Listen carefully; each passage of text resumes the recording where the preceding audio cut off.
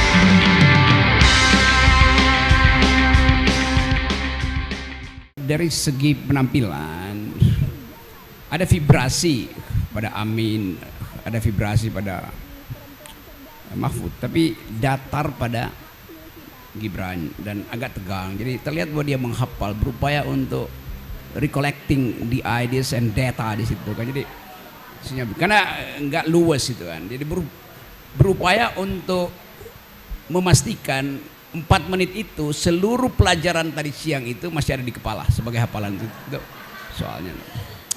Dan kesan saya terlalu banyak data disebutkan di situ. Padahal ini soal visi itu. Apa ide di balik data itu? Saya kasih contoh misalnya. Gibran mengatakan ekonomi akan dia tumbuhkan sedemikian rupa sehingga menghasilkan 9 juta lapangan kerja. Justru lebih buruk dari bapaknya. Bapaknya janji 10 juta, ngapain turunin 9 juta? Itu soalnya kan. Dan kalau kita belajar sedikit ekonomi, itu juga nggak masuk akal. 1% pertumbuhan ekonomi menciptakan 400.000 lapangan kerja. Sekarang penganggur Indonesia itu ada 60 juta. Jadi mesti ada kira-kira 30% growth, itu nggak mungkin kan. Kalau 5% aja pertumbuhan yang dia bilang tadi, oke kita pastikan stabil di 5%. Itu 5 kali 400.000, cuma 2 juta yang bisa diserap. Jadi dari segi logika ilmu ekonomi itu udah gagal itu. Lalu apalagi itu yang lebih penting sebetulnya. Yang lain ada ya itu soal Gini ratio, dan itu juga salah. Gini ratio kita itu dihitung berdasarkan expenditure, bukan berdasarkan pemasukan. Saya kasih ilustrasi cepat-cepat ya. Kalau di ruangan ini ada tukang survei datang, ahli statistik. Dia tanya pada saya, Pak Rocky, berapa pengeluaranmu sehari? Saya bilang 10.000. Karena saya cuma makan pisang Ambon, karena untuk naik gunung saya hanya perlu 10.000 rupiah dapat 2 pisang Ambon. Di dalamnya udah ada karbohidrat, ada nutrisi, ada vitamin, dan ada cairan, cukup itu. Lalu dia datang tanya pada seorang yang mungkin lagi lewat di gedung ini, seorang pengusaha nikel, berapa pengeluaranmu? Si pengusaha bilang juga 10.000. Karena dia cuma makan vitamin. Dokter bilang makan vitamin aja, Anda banyak penyakit, kira-kira begitu. Maka pengeluarannya 10.000. Lalu bertemu dengan relawan Anies, seorang mahasiswa. Berapa pengeluaranmu? Mahasiswa bilang 10.000 juga. Udah, kenapa cuma 10.000? Karena pagi-pagi dia makan Indomie 2 bungkus sekaligus, 5.000 tuh. Sisanya 5.000 dia beli Promah untuk nahan sakit mah, nggak makan siang dan makan malam. Keluar di berita, Gini rasio kita 0. Saya 10.000 pengeluarannya, si pengusaha nikel 10.000, masih 10.000. Jadi tidak ada disparitas alias nol, sempurna pemerataan. Karena yang dihitung expenditure bukan kantong saya, pasti kantong saya sedikit di atas si mahasiswa dan seluruh kantong kita di sini digabung ada apa-apanya sama si penguasa nikel. Begitu cara statistik berbohong. Jadi dengan mudah kita tahu bahwa ya Gini rasio itu adalah tipuan statistik sebetulnya. Yang lain oke, itu gampang lah. Caimin dia datang dengan ide bahwa ya apa istilahnya tadi ya kepret nanti pakai selepetan. Jadi itu khas. Jadi kita bilang ya Caimin memang begitu bercandanya di dalam lingkungan PMII atau Nahdlatul Ulama. Tetapi kita mau tunggu sebetulnya apa yang dia maksud dengan cap yang mau diselepet siapa itu. Itu apa mau selepet ke ya itu yang Jokowi dia mau selepet itu mesti lebih tegas itu. Lalu Pak Mahfud seperti biasa itu dia terangkan bahwa korupsi mesti dibatalkan, korupsi mesti iya, tetapi di kita hari ini bukan di kita, di era Pak Jokowi selama 9 tahun indeks korupsi kita itu 35 nilainya, artinya dari 100 orang hanya 35 yang jujur. Itu cara bacanya tuh. Sementara di Finlandia 98 semuanya orang jujur itu. Nah kalau ketidakjujuran ada di zaman Pak Jokowi dan Mahfud ada di situ, ya Mahfud bagian dari yang membenarkan ketidakjujuran, kan that's the logic gitu kan. Karena seluruh kebijakan itu kan disidangkan di kabinet. Bagaimana mengatasi korupsi? Tentu mesti ada poin dari Mahfud.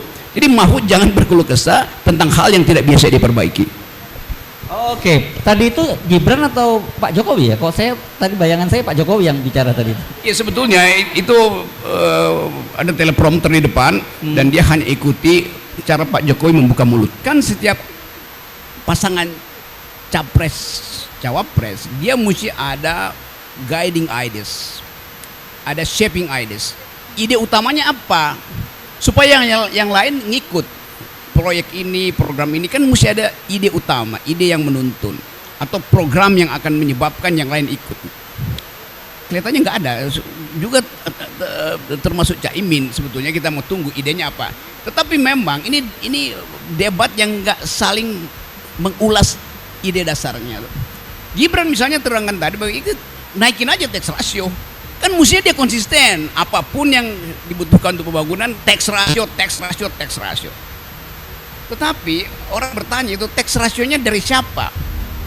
Kalau sumber untuk memperluas pembayar pajak itu 100 orang besar aja, itu artinya muternya di antara oligarki aja kan. Kalau manjakin rakyat, bagi rakyat, gue nggak mau tax ratio dinaikkan, gue mau IQ lu dinaikkan. Kan itu dasarnya tuh. Jadi mesti kita ulas dari prinsip ide lu apa gitu.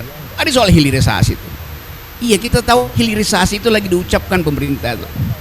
Tapi kalau soal nikel tadi diterangkan oleh saudara Gibran, Cina punya nikel. Perusahaan Cina eksplorasi nikel di Indonesia.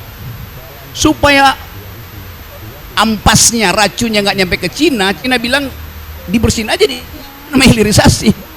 Jadi sebetulnya kita membantu Cina untuk mencegah Cina dituduh sebagai penampung toksin gitu, racun.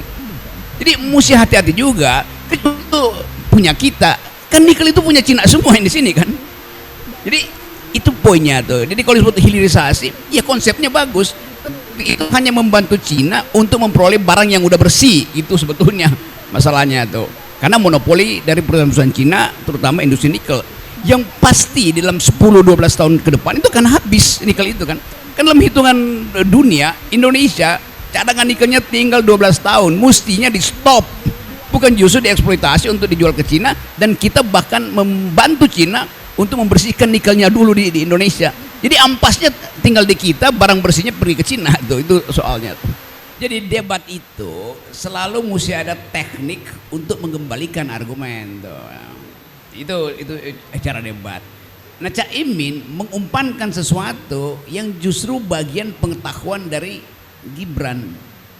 Apapun ceritanya, saudara Gibran melakukan aktivitas birokrasi. Jadi mestinya Caimin bilang begini, Mas Gibran, apa tips yang Anda pelajari dari bapakmu? Kan begitu. Tapi saya bisa baca psikologi Caimin juga Pak Mahfud, karena dua-duanya masih anggota kabinet Jokowi, itu masalahnya. Jadi nggak tuntas, apa namanya, intellectual orgasmnya itu nggak dapat itu kan. Itu aja soalnya tuh.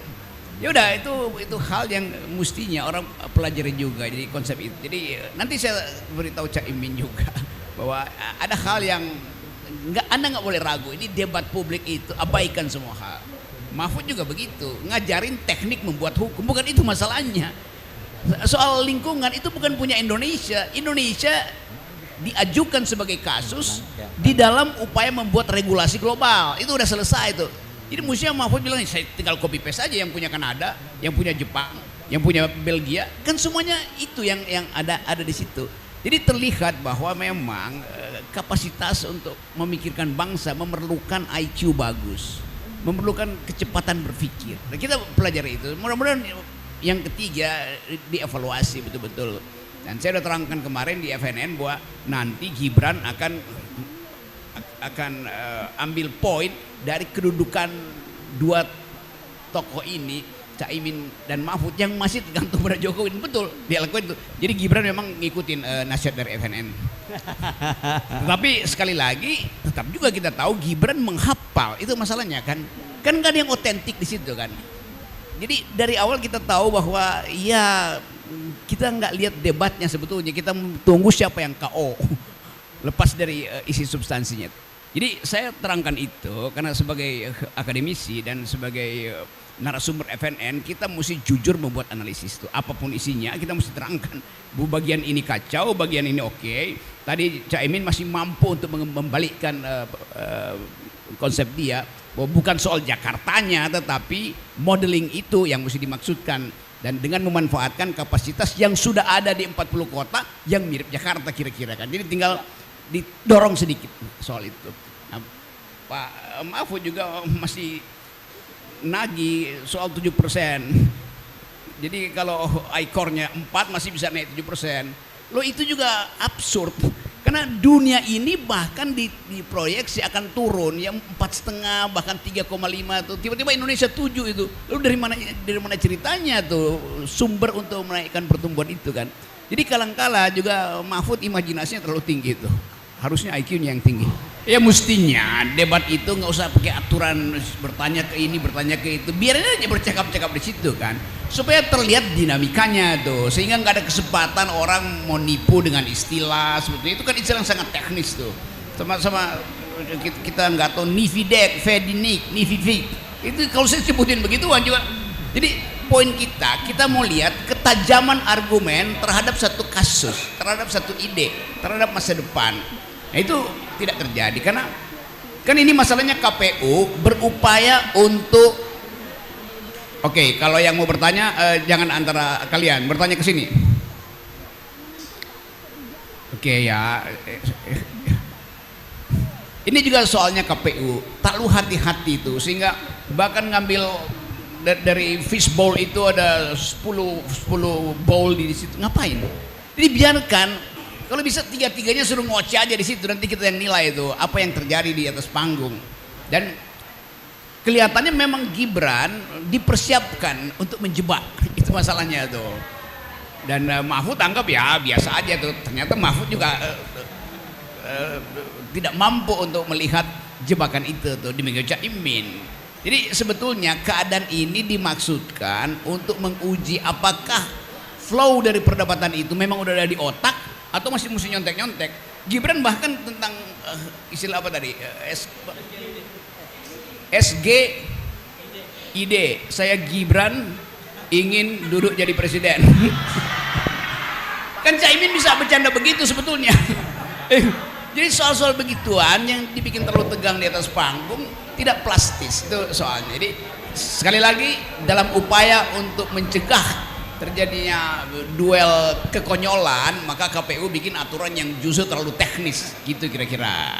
Harus benar. Jadi kita mau nonton sesuatu yang walaupun lucu tapi ngalir. Ini dua-duanya ini kelihatannya di antara tiga ini itu berupaya untuk saling nabrak, tapi posisinya mundur semua kan, jadi nggak mungkin tabrakan sambil mundur.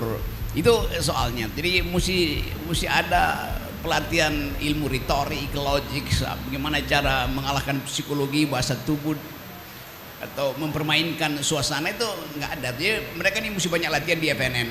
Logika di balik konsepnya dia nggak paham.